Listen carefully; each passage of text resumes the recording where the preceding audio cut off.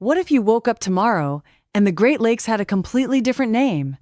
That sounds like a joke, but as of August 27, the U.S. federal government is officially moving to call one of America's Great Lakes something very different, Lake America. And just when you think that's strange enough, President Donald Trump suggested the Atlantic or Pacific Ocean could potentially be next.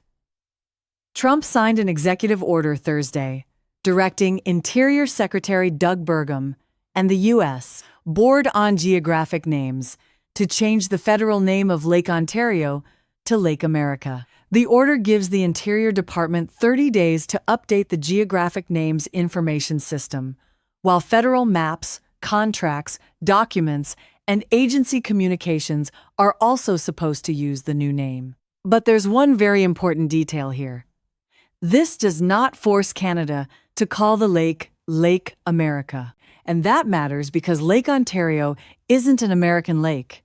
It's a shared body of water between the United States and Canada, with New York on one side and the Canadian province of Ontario on the other. So while Washington can change what the federal government calls it, it can't simply dictate what Canada, other countries, states, private companies, or international organizations have to call it. In fact, New York Governor Kathy Hochul has already said her state won't be using the new name. So why do this now? The timing is impossible to ignore. The United States and Canada are in the middle of a major trade fight, and negotiations recently collapsed. Washington has imposed 50% tariffs on roughly $20 billion worth of Canadian goods, while Canada has announced retaliatory tariffs of its own. Trump has repeatedly criticized Canada's trade policies, and his earlier threat to rename the lake directly connected the proposed name change to the deteriorating relationship with Ontario. But here's where the story gets much deeper than a name on a map. Trump says the United States has invested heavily in protecting the Great Lakes, including nearly $4 billion in freshwater ecosystem protection over the past decade. His executive order also points to the U.S. Coast Guard's role in keeping commercial shipping lanes open and argues that Lake Ontario has played an important role in American settlement, commerce, defense, and energy. From the administration's perspective, the new name is supposed to reflect America's economic and historical connection to the lake. Canada, however, sees the history very differently. Prime Minister Mark Carney pushed back by pointing out that the name Ontario comes from the Wendat word Ontario, and that the name is more than 400 years old, predating both modern Canada and the United States. That means this isn't simply a dispute over what appears on a federal map.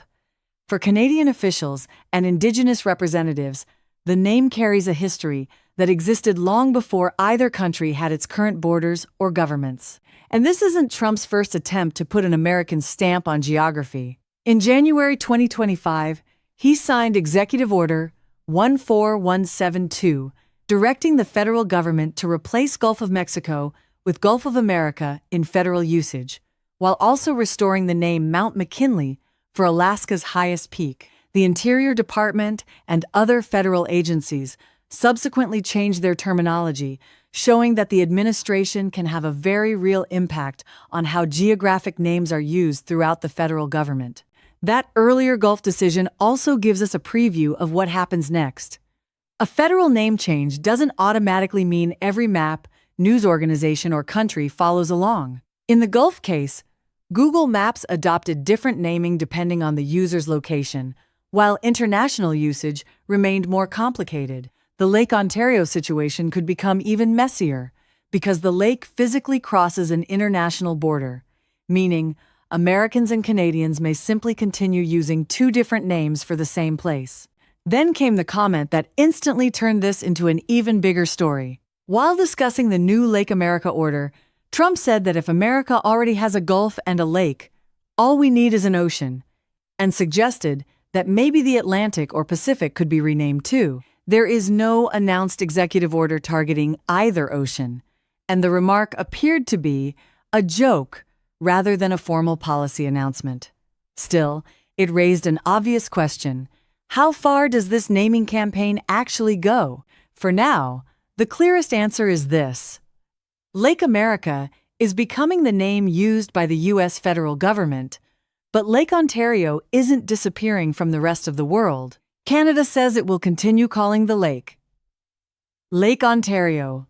New York says it won't adopt Trump's name, and the historical debate over who gets to define a shared landmark is only beginning. A name may sound simple, but when that name sits on an international border, carries centuries of history, and becomes part of a trade dispute between two allies, it can suddenly become much more than a name. And perhaps that's the biggest takeaway. This isn't really about whether a lake can fit a different label on a government map. It's about power, history, national identity, and the increasingly complicated relationship between the United States and Canada. And if Trump's ocean comment was more than a joke someday, this story could get a whole lot bigger.